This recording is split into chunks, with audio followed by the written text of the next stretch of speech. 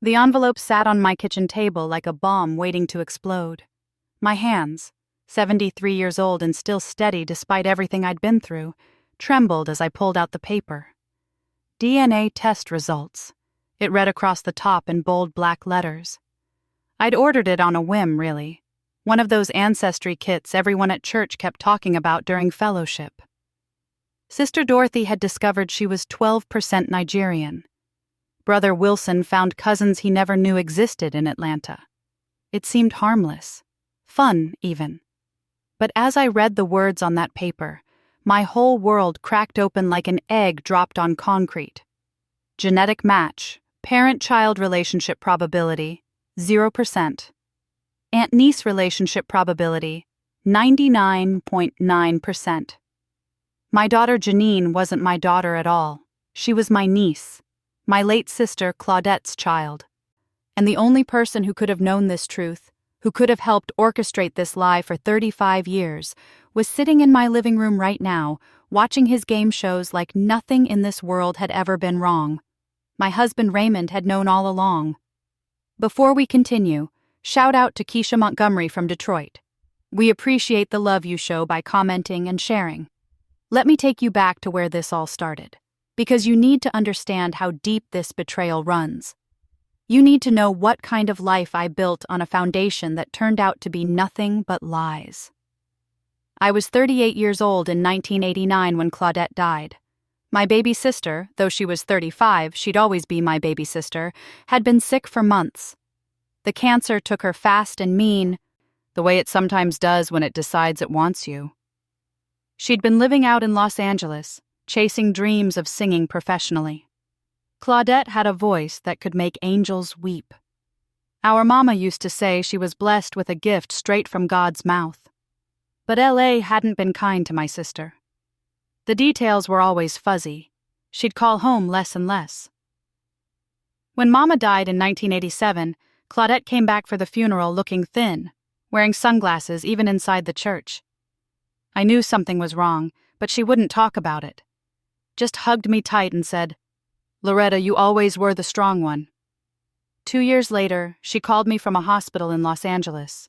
Stage 4 cervical cancer. No insurance, barely any money, and a baby girl, 3 months old, named Janine. "I need you to take her," Claudette whispered through the phone. Her voice sounded like dry leaves scraping across concrete. "Please, Loretta, you and Raymond, you'll give her a good life." Raymond and I had been trying for years to have children. 5 miscarriages, 3 rounds of treatments that left me hollow and hopeless. The doctors finally told me my body just wouldn't carry a baby to term. It broke something in me that I'd spent years trying to piece back together. Raymond had been supportive, or so I thought. He'd held me through the crying spells, told me we'd be all right, that God had a plan. When Claudette asked us to take Janine, it felt like answered prayer, like God was giving me a second chance at motherhood. Raymond and I flew out to Los Angeles the next week. The hospital was in a rough part of town, nothing like the glamorous California Claudette used to describe in her letters. She looked so small in that bed, like she'd already started disappearing. But when the nurse brought baby Janine in, my sister's eyes lit up with something fierce and bright. "She's got Mama's eyes," Claudette said, touching the baby's tiny hand. "And Daddy's stubborn spirit, I can already tell." I held Janine for the first time, and something in my chest opened up. She was beautiful, brown skin smooth as silk, a head full of dark curls, and yes, Mama's eyes, big and wondering. "I'll love her like my own," I promised Claudette. "I swear it on everything." Claudette looked at Raymond then. I remember it so clearly now, though I didn't think much of it at the time. She stared at him for a long moment, and Raymond nodded. Just one single nod. "Take care of my baby," Claudette said. Then she looked back at me. "Loretta, whatever happens, know that I loved you. You were always the best of us." We buried Claudette 3 weeks later in the family plot back home in Richmond, next to Mama and Daddy. I held Janine during the service while Raymond stood beside me, his hand on my shoulder. The pastor talked about God's mysterious ways, about how death wasn't the end, but a new beginning. I barely heard any of it. I just held that baby close and promised myself I'd give her everything I had. The adoption was supposed to be straightforward. Raymond handled most of the paperwork since I was busy caring for an infant and grieving my sister at the same time. He had a friend who was a lawyer, Dennis Clark, who took care of everything. Private adoption, all legal and proper. Or so I was told. "It's all set," Raymond said one evening about 4 months after we brought Janine home. "She's ours now, officially." I cried happy tears that night. Janine was finally, legally, truly my daughter. Except she wasn't. Not really. I raised that girl with every ounce of love in my body. I was the one who walked the floor with her when she had colic. I taught her to read before kindergarten. I braided her hair every Sunday before church, using the same patterns Mama had used on me and Claudette. I sat through every school play, every talent show, every parent-teacher conference. When she scraped her knee learning to ride a bike, I was the one who cleaned the wound and kissed it better. When she got her heart broken by that boy Kevin in high school, I was the one who held her while she cried and told her she deserved better. Janine grew up beautiful and smart, got a scholarship to Howard University, came back to Richmond with a degree in business, and started working at a marketing firm downtown. She met a good man named Terrence Washington, married him 5 years ago. They gave me a grandbaby 2 years back, little Amir, who had Mama's eyes and Claudette's smile. I thought I had everything I'd ever wanted. A daughter who called me every Sunday. A grandson who ran to me yelling, "Grandma Lottie," whenever I came through the door. A husband I'd been married to for 46 years. But it was all built on lies. The truth started unraveling 3 months ago at our church's annual Senior Saints Luncheon. Sister Dorothy was going on and on about her DNA test results, showing everyone on her phone how she could trace her family back to a specific village in Nigeria. "You should do it, Loretta," she said, passing her phone around. "It's fascinating. I found third cousins I never knew existed." "I know my family," I said, but I was curious. "We're from Virginia, Georgia before that, and before that was slavery, so who knows?" "That's exactly why you should do it," Sister Dorothy insisted. "You might be surprised what you find." The kit cost $99. I ordered it that week, spit in the tube, mailed it back. Forgot about it mostly, until the email came saying my results were ready. I'd expected to see African regions, maybe some European mixture like most Black Americans have due to our complicated history. What I didn't expect was the DNA relatives section. The test had matched me with someone in their database, Janine Mitchell Washington. Relationship niece, 99.9% probability. I stared at that screen for 20 minutes, my coffee going cold beside me. There had to be a mistake. Janine was my daughter. I had the adoption papers. I had 35 years of motherhood. But then I thought about genetics, about how these tests worked. They didn't lie. The science didn't care about paperwork or feelings.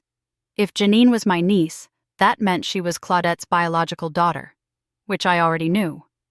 But it also meant I wasn't her mother. Not biologically, which made no sense because Claudette had asked me to adopt her. Unless the adoption never actually happened. Not legally. Not the way I thought. I sat there in my kitchen, that DNA result on my laptop screen, and started remembering things I'd pushed aside over the years. How Raymond had handled all the paperwork. How he'd been strangely insistent that we use his friend Dennis as our lawyer instead of someone I'd suggested. How the whole process had been remarkably quick and easy. How I'd never actually been to a courthouse, never stood before a judge, never had a home study visit like other people I knew who'd adopted. Raymond had just brought me papers to sign, and I'd signed them, trusting my husband completely. "What you looking at so hard?" Raymond's voice made me jump.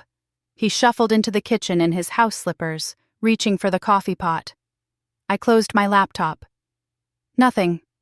Just emails." but my voice must have sounded strange because Raymond looked at me with narrowed eyes. "You all right, Lottie?" "Fine," I lied. "Just tired." That was 2 weeks ago.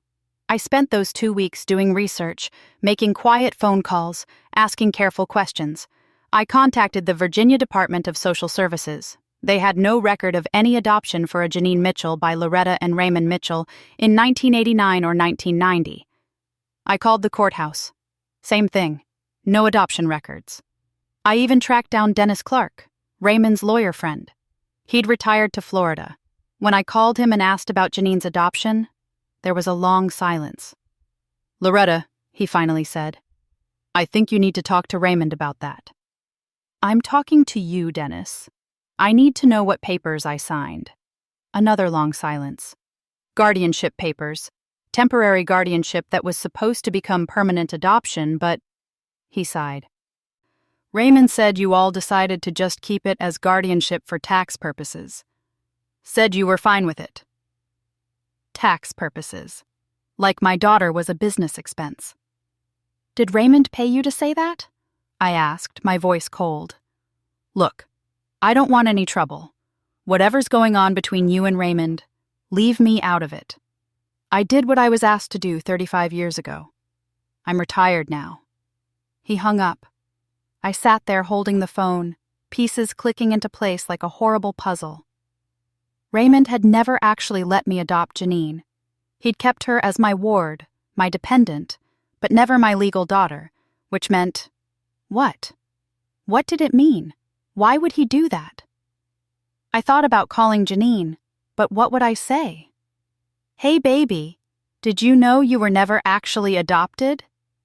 I couldn't break her heart like that. Not until I understood what was really happening.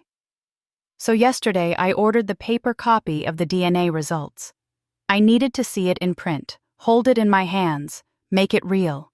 And this morning, it arrived. Now I'm standing in my kitchen, holding proof that my entire life has been a lie, and my husband is in the next room acting like everything is normal. I walk into the living room. Raymond is in his recliner, the TV playing some game show where people spin a wheel. He's 75 years old, retired from the Postal Service 10 years ago, and he looks like every other elderly black man in Richmond, comfortable in his years, settled in his ways. "Raymond," I say, "we need to talk." "Halftime," he says, not looking away from the TV. "Can it wait?" "No." Something in my voice makes him look at me. His eyes, the same eyes that promised to love me forever on our wedding day in 1974, register confusion, then concern. "What's wrong?" I place the DNA test results on the TV tray in front of him. "Explain this to me," I say quietly. "Explain why my daughter is actually my niece. Explain why you never let me legally adopt her. Explain what the hell you've been hiding from me for 35 years. Raymond's face goes gray. His mouth opens, closes, opens again. For a moment, I think he might deny it, might try to gaslight me into thinking I'm confused. Instead, he says the worst possible thing. "Lottie, I can explain," which means it's all true. Raymond's face looks like someone caught with their hand in the collection plate. He reaches for the paper, but I snatch it back. "Don't touch it," I say. "Just talk." And Raymond, "I swear before God, if you lie to me right now, whatever we've had for 46 years ends today." He slumps back in his recliner, suddenly looking every one of his 75 years. The game show continues playing behind us, cheerful and hollow. Raymond picks up the remote and turns it off. The silence that follows feels like it has weight. "Claudette made me promise," he finally says. "Promise what?" "Not to do the adoption. Not legally." He won't look at me. His eyes stay fixed on his hands. "She said there were reasons. Things you couldn't know." My legs feel weak. I sit down on the couch before I fall down. "What things?" "Lottie, baby. Don't you baby me right now. What things?" Raymond takes a deep breath. "Claudette had debts." Bad debts. The kind of people you don't want finding a paper trail to a child. I stare at him. What kind of debts? She got mixed up with some man out in LA. He was into things, drugs, gambling, I don't know all of it. But Claudette owed money. A lot of money. And these people, they don't forget. She was afraid if Janine was legally connected to her through adoption records, if her name was on official documents as Claudette's daughter going to Claudette's sister, they'd come looking. They'd use the baby to get to whatever they thought Claudette had. Claudette didn't have anything, I say. She died broke in a county hospital. They didn't know that, Raymond says. Claudette thought if we just took Janine quietly, as temporary guardians, there'd be no legal trail. The baby would be safe. You'd raise her, love her like your own, and those people would never find her. I try to process this. So you lied to me for her safety? Yes, Raymond says, relief flooding his voice. Yes, that's exactly. Then why not tell me after a year? 2 years? 5? My voice rises. Those people weren't looking for a baby, Raymond. Whatever threat existed died with Claudette. Why did you keep lying for 35 years? Raymond's relief evaporates. He opens his mouth, closes it. There's more, I say. It's not a question. Tell me the rest. Lottie, tell me! Raymond flinches. I've never shouted at him like this. In 46 years of marriage, we've had disagreements. But I've never raised my voice like this. I'm not a shouting woman. But right now I feel like something is clawing its way out of my chest. Claudette had a life insurance policy, Raymond says quietly. $25,000. Janine was the beneficiary. The room tilts. What? It was supposed to go into a trust for Janine. For college, for her future. But if she was legally adopted, the policy would pay out immediately to her new legal guardians. To us. If she remained a ward, the money would stay in trust until she turned 21. So you put it in trust for her, I say slowly. Right? Raymond's silence is my answer. Right? I repeat. But I already know.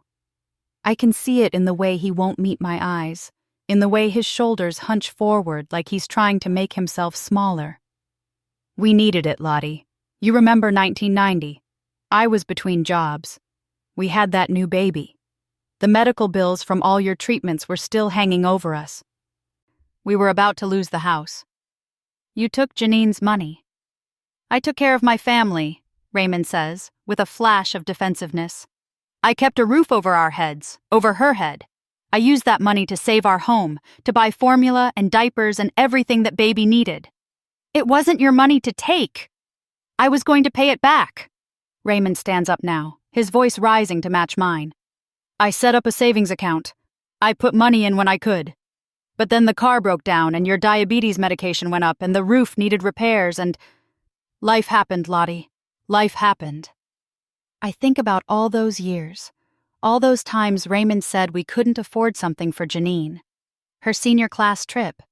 The laptop she wanted for college. We made her work 2 jobs to pay for her dorm expenses, even though she had that scholarship. How much is in the account now? I ask. The one you set up to pay her back? Raymond sits back down. 3,000, give or take.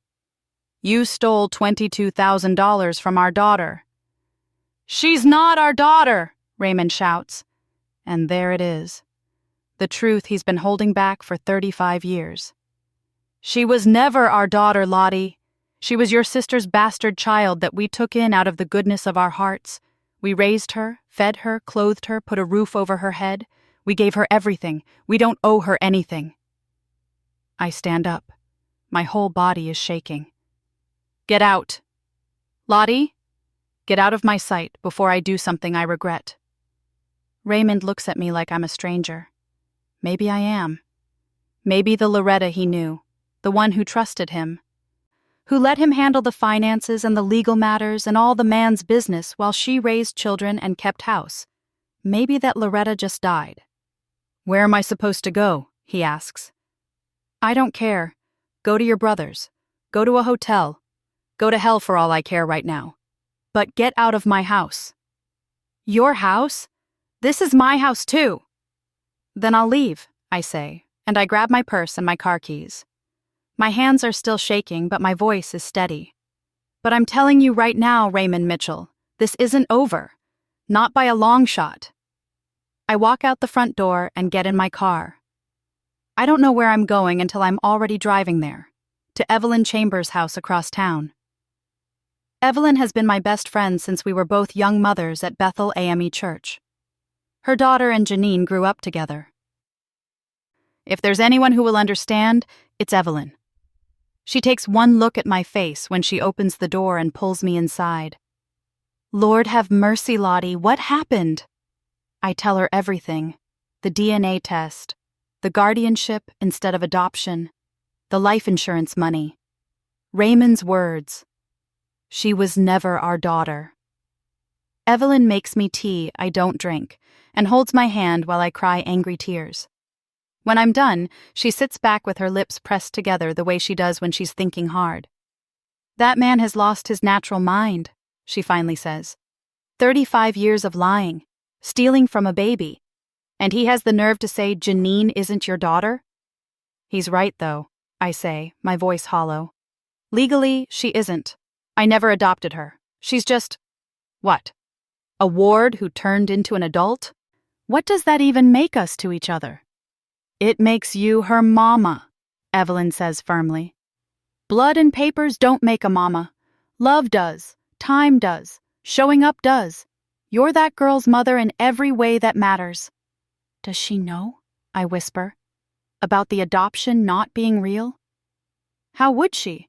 She's lived her whole life thinking you adopted her when Claudette died.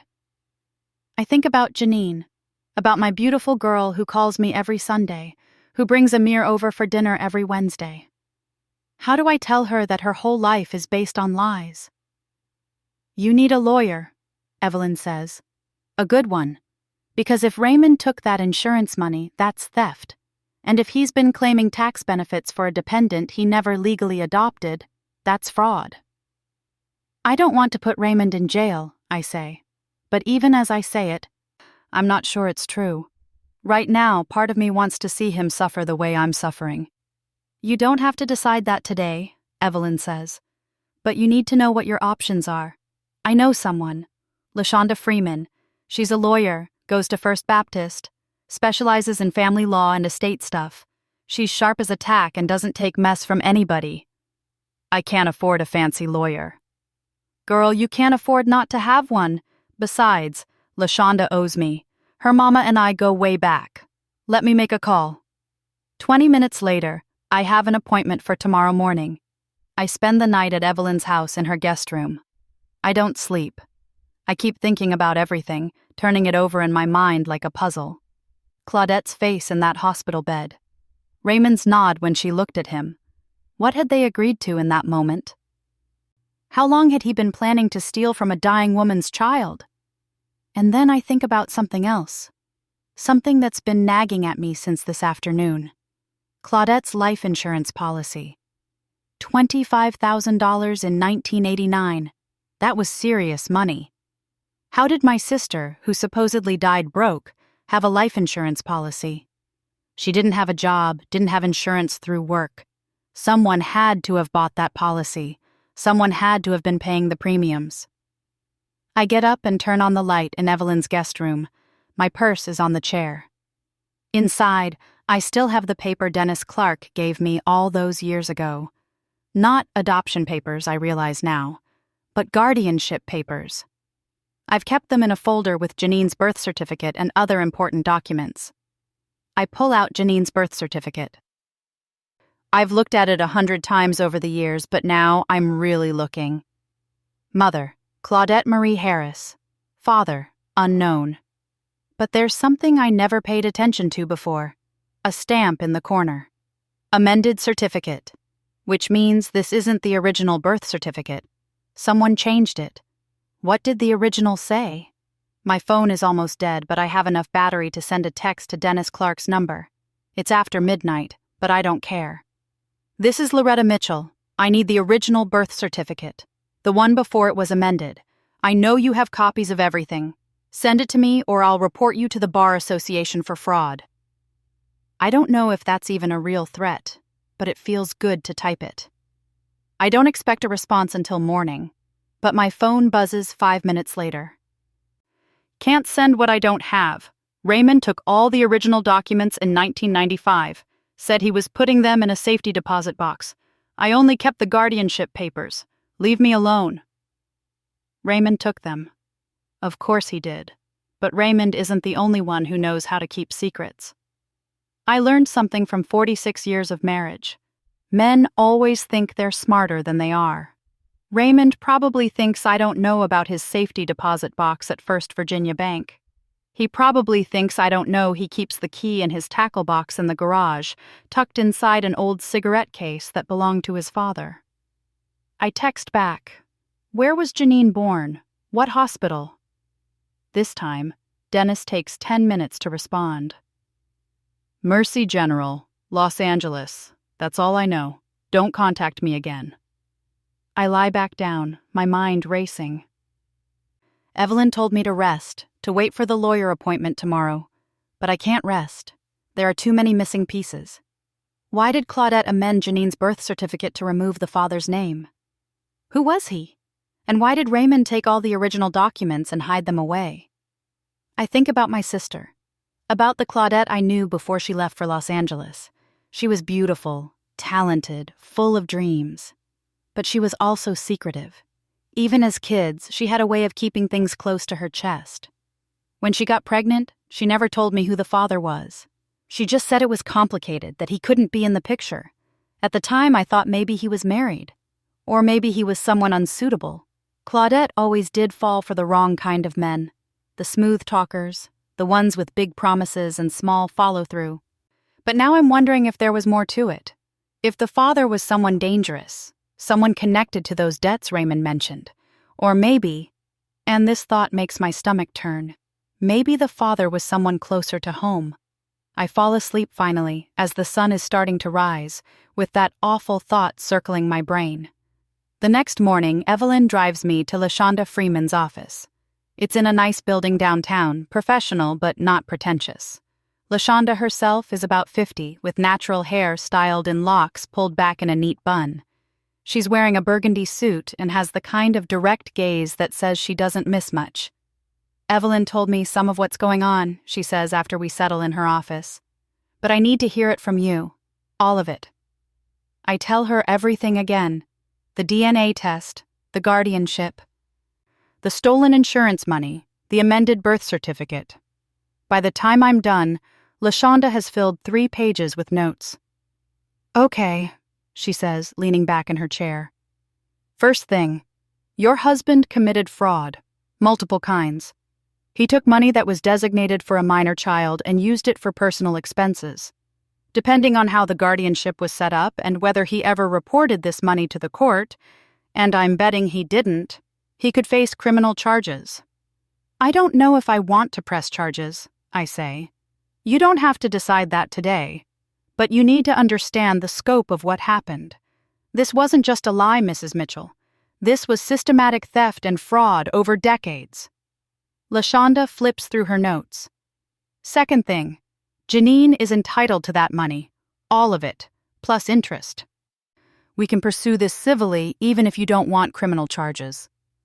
How much are we talking about? $25,000 in 1989 with compound interest over 35 years? Conservatively, $70,000 to $80,000. I feel dizzy. That much? That's what Janine lost. That's what she could have had for college, for starting her life, for her own child now. LaShonda's voice is gentle but firm. And third thing, we need to find out what else Raymond has been hiding. Men who lie about one thing usually lie about many things. I think he has documents in a safety deposit box. Original documents about Janine's birth. Can you access it? We're married. It's a joint account at the bank. I can access anything of his, legally. LaShonda smiles. It's not a warm smile. It's the smile of a woman who's about to go to war. Then I suggest we make a withdrawal. Today, if possible. before Raymond realizes you're taking action. 2 hours later, I'm at First Virginia Bank with Evelyn and LaShonda. The bank manager, a young black man named Anthony, is extremely helpful when LaShonda explains we need access to the safety deposit box. "I'll need to see ID," he says, and I provide it. My name is on the account. Raymond added me years ago, probably never thinking I'd actually use it. The box is small, but it's packed with documents. I take everything to a private room and start going through it with LaShonda, while Evelyn keeps watch outside.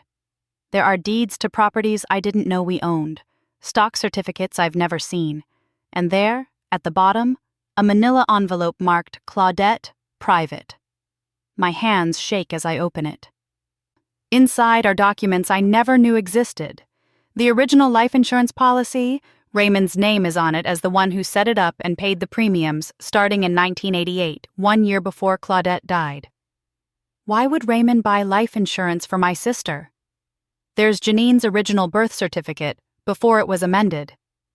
Mother, Claudette Marie Harris. Father, Raymond Joseph Mitchell. The room spins. I read it again. And again. "Mrs. Mitchell?"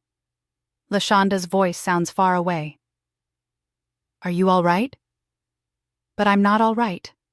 I'm not anything. Because right there, in black and white, is the truth that Raymond has been hiding for 35 years. Janine isn't just my niece. She's Raymond's daughter. My husband had an affair with my sister, got her pregnant, and then spent 35 years pretending to be Janine's adoptive father instead of her biological one. And Claudette, my baby sister, the one I loved and trusted, had betrayed me in the worst way possible. I think I'm going to be sick. "Mrs. Mitchell?" LaShonda reaches for me, but I pull away. I need air. I need space. I need to understand how my entire life has been a lie. "Take me home," I whisper to Evelyn.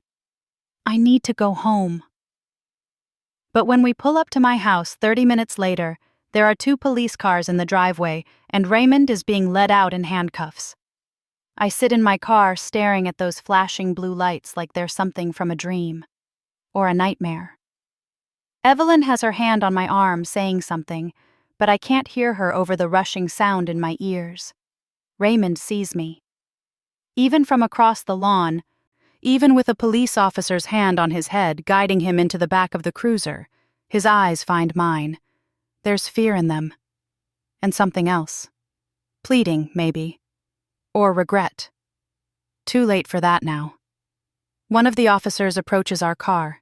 He's a young brother, maybe 30, with kind eyes. "Ma'am, are you Loretta Mitchell?" I nod, not trusting my voice. "I'm Officer Kendall. We've been trying to reach you.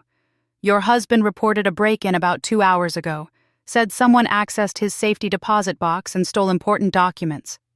But when we investigated, we found some inconsistencies in his statement." He glances back at Raymond in the police car.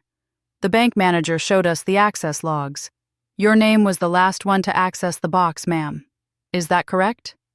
"It's a joint box," LaShonda says from the back seat, her lawyer voice crisp and authoritative. "Mrs. Mitchell had every legal right to access it. I'm her attorney, and I was with her. We have documentation." Officer Kendall looks relieved. That's what the bank said. But when we informed Mr. Mitchell of that, he became agitated, started making threats about what he'd do when he found whoever put his wife up to this. Then he tried to leave the scene, refused to cooperate, and... He pauses, choosing his words carefully. Let's just say he made some statements that concerned us enough to run a deeper check. Turns out there's a warrant for his arrest out of California. Financial fraud case from 1992. Failure to appear. My mind reels. California? Yes, ma'am. Los Angeles County. It's been outstanding for 32 years. Officer Kendall looks at his notepad. He'll be processed here and then extradited, but I need to ask, were you aware of any legal issues your husband might have had? I think about Claudette, about L.A., about 1992, 3 years after she died. No, I say honestly. I didn't know anything. After Officer Kendall takes my statement and leaves, after the police cars drive away with my husband inside one of them, I finally go into my house. It feels different now. Contaminated.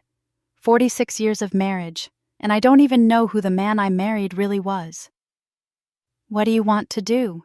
Evelyn asks gently. I look at the photo on the mantel. Janine's college graduation. She's wearing her cap and gown, standing between me and Raymond, all of us smiling. I remember that day. How proud I was. How Raymond made a speech at dinner about how far our daughter had come. Our daughter. He said it with a straight face, knowing the whole time she was actually his daughter, his and Claudette's. "I need to tell Janine," I say, "before she hears about Raymond's arrest from someone else, before this gets even more complicated." "Are you going to tell her everything?" LaShonda asks quietly. I look at the document in my hand, the original birth certificate that names Raymond as Janine's father. "I don't know. That's going to break her heart." "It's going to break her heart no matter what," Evelyn says. "But she deserves the truth, Lottie. All of it." I call Janine. She answers on the second ring, sounding happy. "Hey, Mama! I was just thinking about you. Amir wants to know if he can come spend the night this weekend." Mama. She calls me Mama. Has called me that her whole life. And I've been her mama. In every way that counted. But I let her believe a lie. "Baby, I need you to come over. Today. Now, if you can. It's important." Her voice shifts immediately, concern flooding in. "What's wrong? Are you okay? Is it your sugar?" "I'm fine. But we need to talk. In person. I'm leaving work right now." 45 minutes later, Janine walks through my door. She's 35 years old, beautiful and confident in her work clothes. A navy blue dress and heels, her hair in professional twists. She looks so much like Claudette it makes my chest hurt. How did I never see Raymond in her face? Or maybe I did see it and just refused to acknowledge it. "Mama, you're scaring me," Janine says, seeing my expression. She notices Evelyn and LaShonda. "What's going on? Who is this?" "This is LaShonda Freeman. She's a lawyer. She's helping me with some things." I gesture to the couch. "Baby, sit down. I have to tell you some things, and none of them are easy."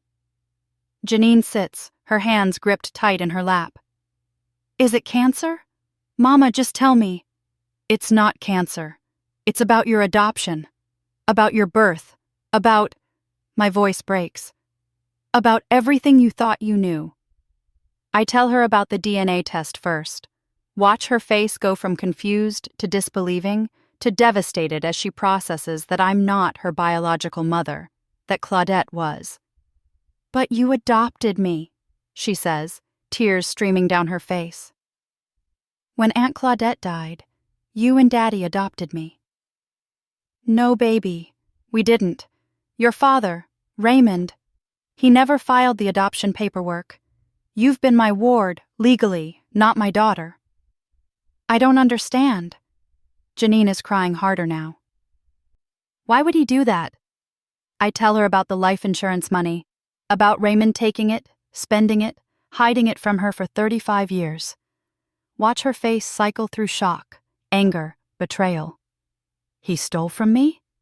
His own—" She stops. "From me?" And this is the moment where I have to decide whether to tell her the complete truth or let her keep one small piece of the lie, let her think Raymond was just a thief, not a cheater, just a liar, not her biological father. But Evelyn is right. Janine deserves the truth. "There's more, baby." I hand her the original birth certificate. "Raymond didn't just raise you. He's your biological father. He had an affair with Claudette. You're his daughter." Janine stares at the paper, reads it once, twice, 3 times. Her mouth opens but no sound comes out. Finally she whispers, "No." "I just found out today. It was in Raymond's safety deposit box with other documents he'd hidden." "No," Janine says again, louder this time. No, that's not. Daddy wouldn't. But she's looking at the birth certificate, at the official seal, at Raymond's name in black ink. He knew? This whole time? Yes. And Aunt Claudette? She knew too. I think that's why she asked us to take you. She knew Raymond was your father, and maybe she thought this was the only way to make it right. To give you a stable home, a mother who would love you. By lying to you? Janine's voice rises, sharp with anger. By letting you raise another woman's baby thinking you were doing your dying sister a favor? What kind of person does that? The desperate kind, I say quietly. Claudette was sick and scared and she wanted you safe. And Raymond? What's his excuse? Janine stands up, pacing now. He watched you raise his child. He let you call me your daughter. He let me call you mama and him daddy like we were playing house, and the whole time he knew. He knew! She's shouting now, and I let her. She needs to rage. God knows I've been doing my own raging since yesterday. Where is he? Janine demands. Where's Raymond? Jail, LaShonda says calmly. He was arrested this afternoon. There's an outstanding warrant from California. Financial fraud.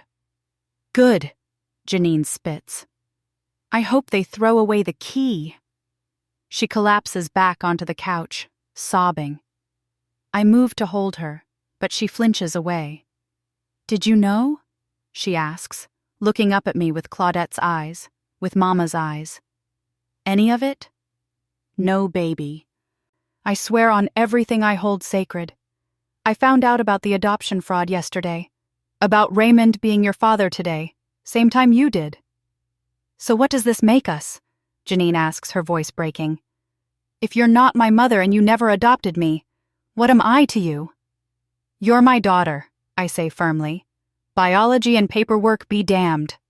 I'm the one who raised you, who loved you, who sat up with you when you were sick and celebrated every achievement. That makes me your mother, if you still want me to be. Janine cries harder, and this time when I reach for her, she doesn't pull away. She falls into my arms like she used to do when she was little, and we hold each other while our whole world restructures itself around this new truth. I want to sue him, Janine says eventually, pulling back and wiping her eyes. For the insurance money, for everything. We can do that, LaShonda says. In fact, I recommend it. With interest, you're owed approximately $78,000. Janine's eyes widen. That much? That much. And that's just the beginning. LaShonda pulls out her notepad. Mrs. Mitchell, Loretta, with your permission, I did some digging this afternoon while you were dealing with the police. Raymond has assets you don't know about, properties, investments, money and accounts under just his name. How is that possible? We've been married 46 years. Everything should be joint. Not if he's been hiding it, and he has been. LaShonda shows me a printout. He owns 3 rental properties in Richmond, has a brokerage account with about $150,000, a separate savings account with another $80,000. I stare at the numbers, feeling dizzy. We've been married almost 50 years, and I didn't know he had this money? We struggled. There were times I watered down milk to make it last, times I went without medication because we couldn't afford it. He was hoarding, LaShonda says, building his own nest egg while letting you believe you were poor. It's financial abuse, Mrs. Mitchell. And in Virginia, you're entitled to half of everything in a divorce, more than half given the circumstances. I want to adopt Janine, I say suddenly. Legally, the right way. Can I do that? She's an adult, but can I still adopt her? LaShonda smiles. Adult adoption is absolutely possible. It's mostly symbolic legally since she's over 18, but yes, you can formally adopt her if she consents. Do you consent? I ask Janine, taking her hand. Will you let me be your mother? For real this time? Janine nods, crying again. Yes, Mama, yes. The next few weeks are a whirlwind. LaShonda files for divorce on my behalf and includes civil suits for the insurance money, for Raymond's hidden assets, for emotional distress. The church community rallies around me. Pastor Williams delivers a sermon about truth and consequences that has the whole congregation saying, "Amen." Sister Dorothy organizes meals. Brother Wilson's son, who's an accountant, helps me sort through decades of financial records. Raymond's extradition to California happens quickly. Turns out the fraud case he skipped out on involves money he took from Claudette's accounts while she was sick. He'd been listed as a beneficiary on some of her things and had withdrawn money before she even died. The amount was small, $5,000. But in California, with his failure to appear, the charges had escalated. My husband wasn't just a liar. He was a predator who'd taken advantage of my dying sister. The divorce proceedings are brutal. Raymond's lawyer tries to paint me as vindictive, as a woman scorned who's trying to destroy her husband over a misunderstanding. But LaShonda is ruthless. She presents the birth certificate, the guardianship fraud, the stolen insurance money, the hidden assets, the California charges.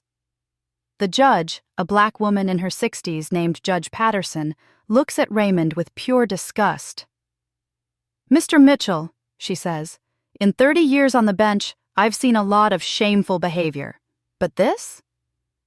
Carrying on an affair with your wife's sister, fathering a child, letting your wife raise that child under false pretenses, stealing from that child, hiding assets, committing fraud.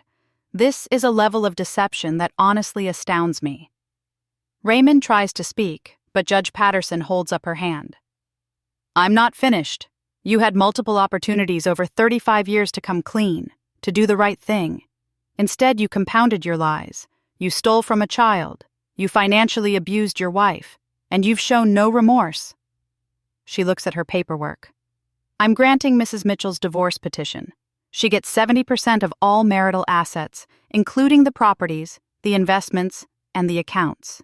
You'll pay restitution to Ms. Janine Mitchell Washington for the insurance money plus interest, $78,000. And I'm issuing a protective order. You are not to contact Mrs. Mitchell or Ms. Mitchell Washington directly or indirectly." Raymond's face goes gray. "Your Honor, that leaves me with almost nothing." "You should have thought of that before you built your life on lies, Mr. Mitchell." Judge Patterson signs the order with a sharp stroke of her pen. "Bailiff, please escort Mr. Mitchell out. We're done here." I watch Raymond leave the courtroom. 46 years of marriage, ending with a judge's signature. I thought I'd feel triumphant. Instead, I just feel tired. But then Janine squeezes my hand, and I remember I didn't just lose something, I gained something too. The truth, my freedom, my dignity. 2 months later, I stand in a different courtroom for a different kind of proceeding. This time, it's just me and Janine and LaShonda and Evelyn and a handful of people from church who wanted to witness. Judge Patterson, who I specifically requested, smiles from the bench. "This is my favorite kind of case," she says. "Ms. Mitchell Washington, do you consent to be adopted by Mrs. Mitchell?" "I do," Janine says, her voice strong. "Mrs. Mitchell, do you formally adopt Janine Mitchell Washington as your legal daughter?" "I do," I say, and my voice doesn't shake at all. "Then, by the power vested in me by the Commonwealth of Virginia, I declare this adoption legal and binding. Congratulations." Judge Patterson's smile widens. "You two are officially mother and daughter." The small group in the courtroom applauds. Janine hugs me, and this time there are happy tears. Afterward, we have a celebration dinner at Evelyn's house. She's made all of Janine's favorites: fried chicken, mac and cheese, collard greens, cornbread, sweet potato pie. Little Amir runs around showing everyone his Grandma Lottie drawing, a stick figure with a big smile and the words "Best Grandma" in his wobbly 3-year-old handwriting. "Speech!" Sister Dorothy calls out, raising her glass of sweet tea. I stand up, looking around at all these faces. My church family, my real family, the people who stood by me when my world fell apart. "I don't have much to say except thank you," I begin. This year has been the hardest of my life. I found out that almost everything I believed was a lie. My marriage was a fraud. My sister betrayed me. The man I trusted with my life stole from me and my daughter. I pause, looking at Janine. But I also found out what's real. This girl right here, this beautiful, strong, brilliant woman, she's real. She's my daughter. Not because of some paper from 35 years ago, but because love made her mine, because I chose her and she chose me. Janine is crying again, but she's smiling too. I'm 73 years old, I continue. I spent 46 years of my life with a man who lied to me. Some people might think I wasted those years. But I didn't. Because those years gave me Janine. They gave me Amir. And now, finally, they gave me the truth. Amen, Pastor Williams says quietly. So here's to truth, I raise my glass. To family, the real kind, the kind that shows up. To second chances, to liberation, and to the fact that it's never too late to start over. Everyone drinks to that. Later, after the party winds down, Janine and I sit on Evelyn's porch watching Amir play in the yard. Mama, Janine says, and I still get a little thrill every time she calls me that, knowing it's official now. Can I ask you something? Anything, baby. Are you angry at Aunt Claudette for what she did? I think about my sister, about the Claudette who braided my hair when we were kids, who sang at our mama's funeral, who called me from a hospital bed begging me to take her baby.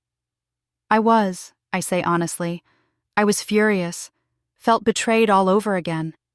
But then I thought about what she was facing, dying at 35, leaving a baby behind, knowing that baby's father was her sister's husband. I shake my head. I don't know what I would have done in her position. Maybe the same thing, maybe worse. She gave me to you, Janine says softly. She could have given me to Raymond's family, or put me up for adoption with strangers, but she gave me to you. She knew I'd love you right, I say. And I did. I do. Do you think she was sorry for the affair? I think she was sorry for a lot of things, but baby, that's between her and God now. I can't carry anger for a dead woman. It'll only poison me. Janine leans her head on my shoulder. You're a better person than I am. I'm still mad at Raymond. You're allowed to be. He's alive and has to live with his consequences. That's different. We sit in comfortable silence, watching the sun set over Evelyn's yard, watching Amir chase butterflies. I got the check, Janine says eventually.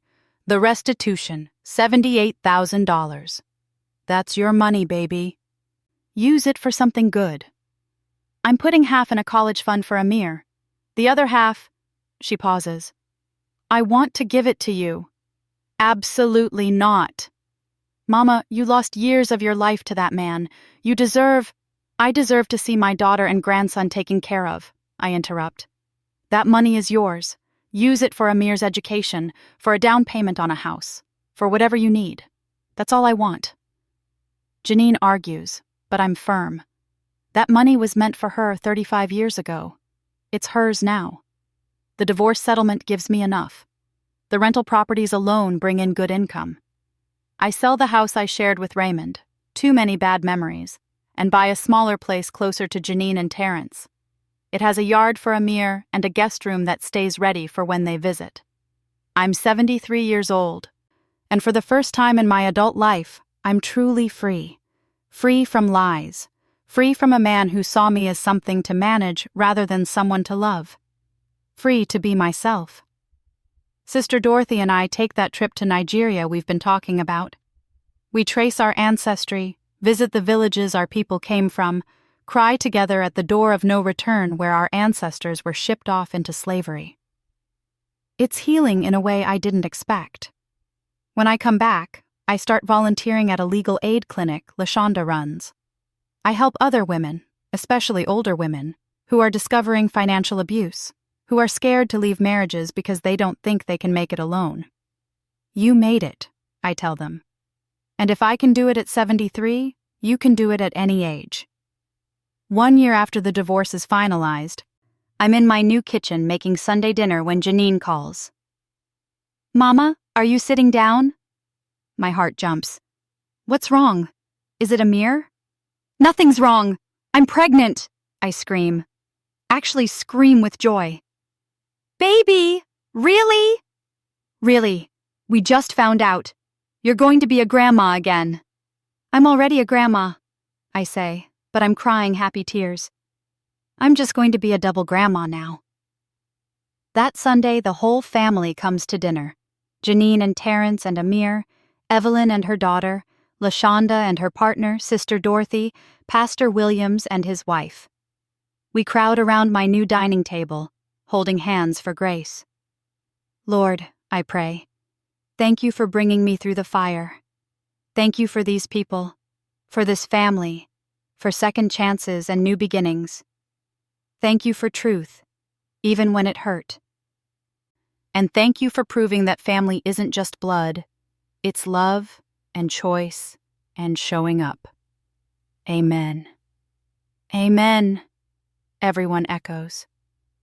As we eat and laugh and celebrate new life, I look around my table and think about how far I've come. A year ago, I thought my life was over, thought I'd been destroyed by betrayal and lies. But I wasn't destroyed. I was liberated. And at 73, my life isn't ending. It's just beginning. 3 months later, I get a letter from Raymond. It comes to LaShonda's office since he's not allowed to contact me directly. She calls to ask if I want her to read it to me. No, I say. Send it back. Whatever he has to say, I don't need to hear it. You sure? Might be an apology. An apology doesn't undo 35 years of lies. And I don't need his words to move forward. I'm already free. LaShonda laughs. You know what? You're absolutely right. I'll send it back. That evening, I'm rocking on my front porch when Amir runs up, Janine trailing behind him with her hand on her growing belly. Grandma Lottie! Amir throws himself into my arms. Mama says the baby is going to be a girl. Is that right? I look at Janine, who's glowing. It is. We're naming her Claudette, after my biological mother. Janine sits beside me. I hope that's okay. I think about my sister, about forgiveness and grace, and the complicated nature of love. It's more than okay, baby. It's beautiful. Her middle name will be Loretta, Janine adds. After you, Claudette Loretta Washington. Now I'm crying. You didn't have to do that. Yes, I did. Because you're the one who showed me what a mother really is, not the woman who gave birth to me, and not the man who provided DNA. You. The woman who showed up every day, who loved me through everything, who fought for me even when it meant losing everything else. We sit together on that porch, 3 generations, about to become 4. And I think about how my story could have ended in bitterness and anger, how I could have let Raymond's betrayal destroy me. But I didn't. I chose a different ending. I chose truth and justice and love. Tell me a story, Grandma, Amir says, settling into my lap. What kind of story? A happy one. I smile, holding my grandson close, my daughter beside me, my great-granddaughter growing safely in her mother's belly. Once upon a time, I begin, there was a woman who thought her life was over, but it turned out it was just beginning. Thanks for listening. Don't forget to subscribe and feel free to share your story in the comments. Your voice matters.